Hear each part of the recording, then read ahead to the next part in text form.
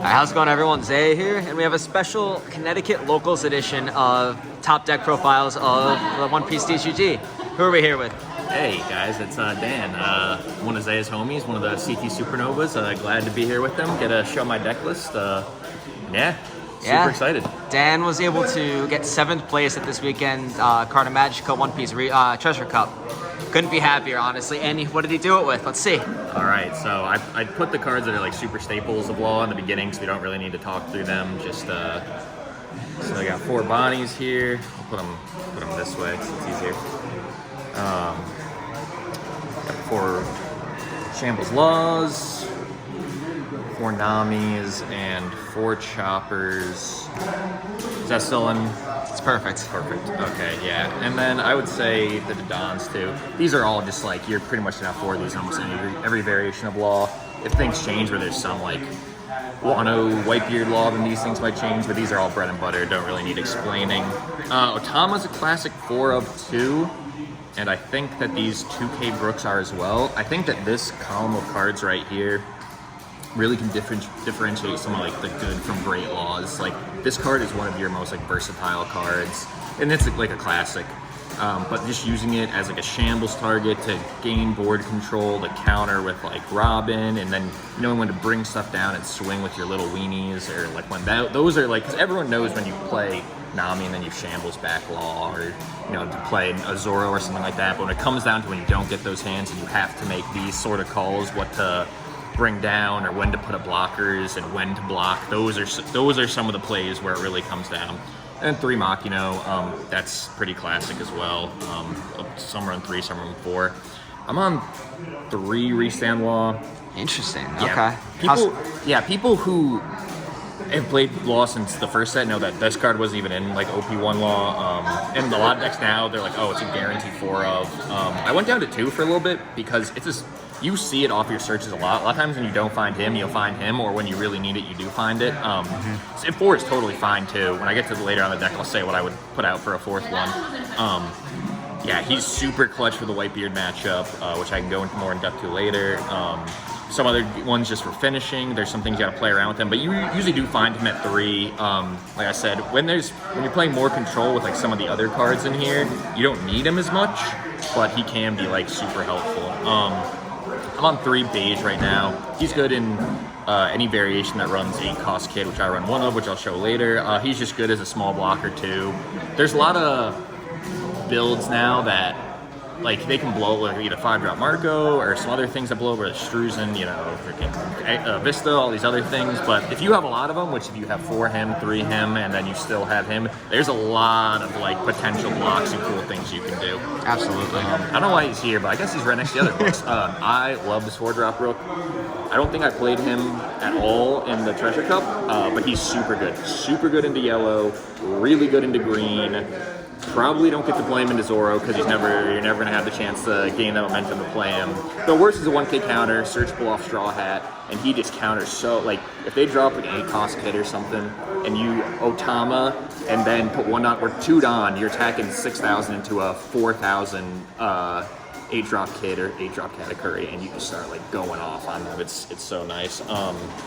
I can talk more about him later too. Is this light down here? Let's take a peek. Yep, you're good. Cool. So 3 Rush Zoro. Some decks run 4, some run 2, some run 3.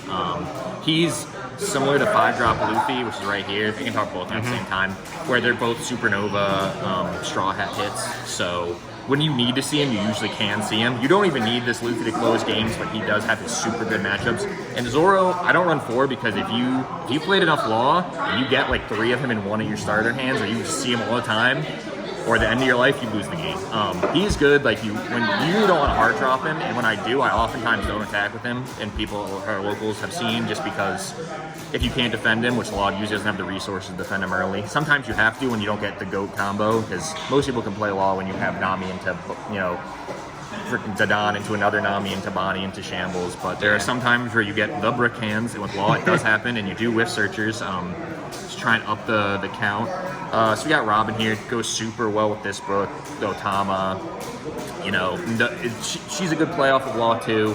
really bad into Fire Fist, which is really popular right now, but you kind of just try and not give them those opportunities. If you get to a point where like you don't mind it if they do have Fire Fist. Got 2 Vista as well.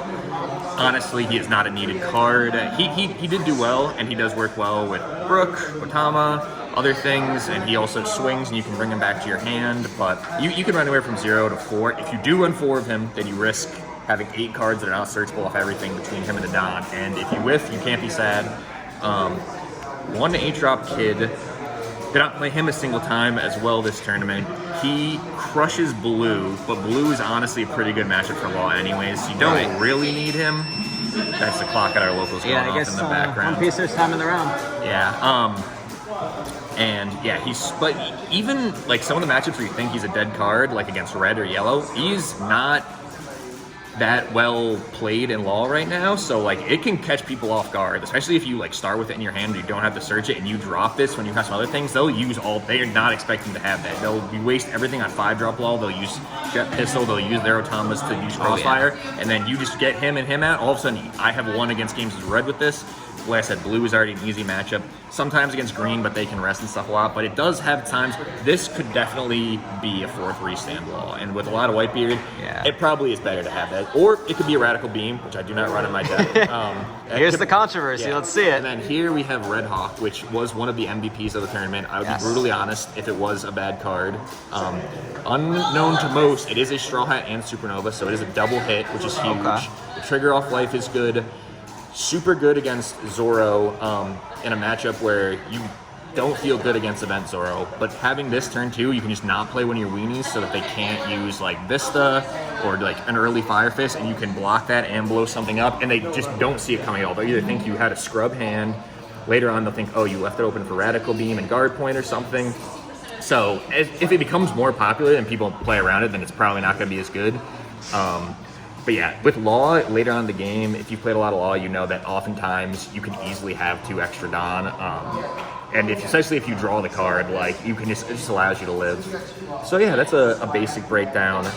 And I really like how the deck performed. Like I said, there's some things that you could change.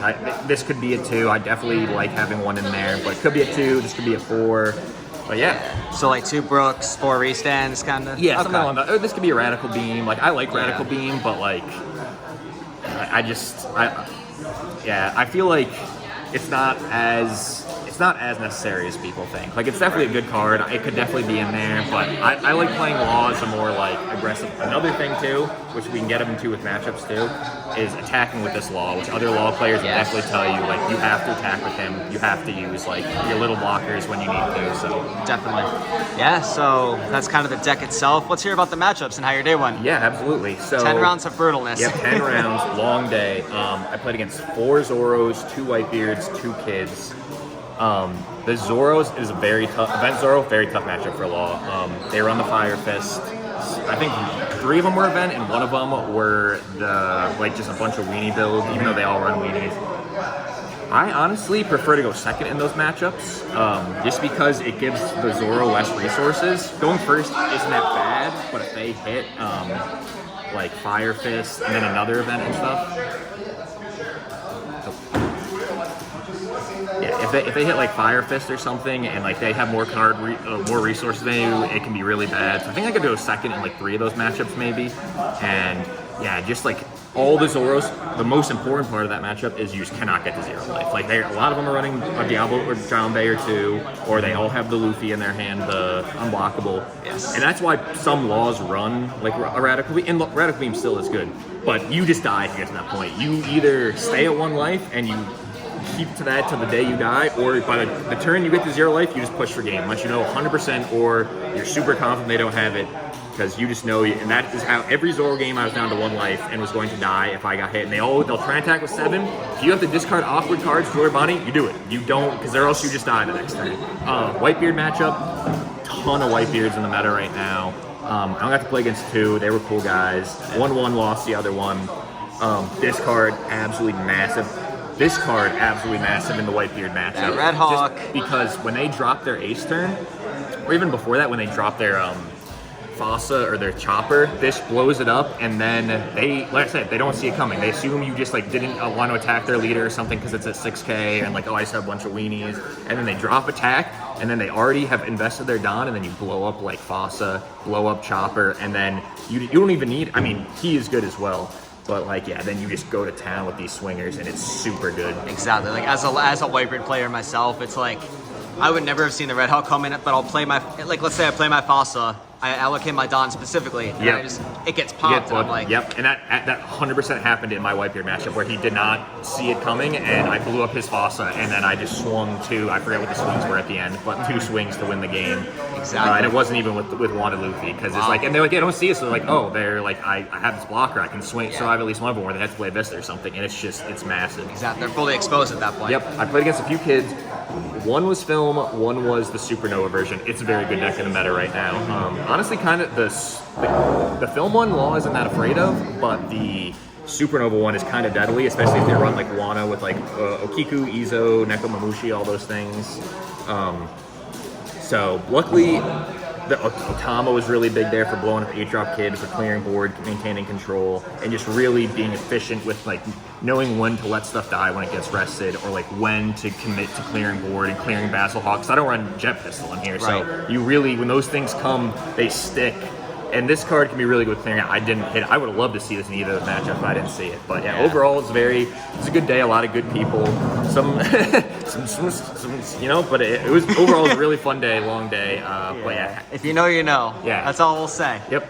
Awesome. So thank you, Dan. Any shout outs to kind of wrap up the video here? Yep, shout out to my mom.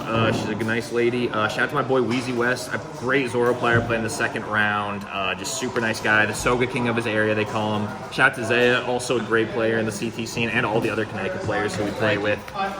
Jake from Imperial over here, Imperial, great card shop. Come by here for any card needs in Meriden Mall. And there's T and some other, a bunch of cool people in the Connecticut scene. And my fiance Sharon, she's awesome, I love her. Thank you. Awesome. Thank you so much, Dan. Yeah.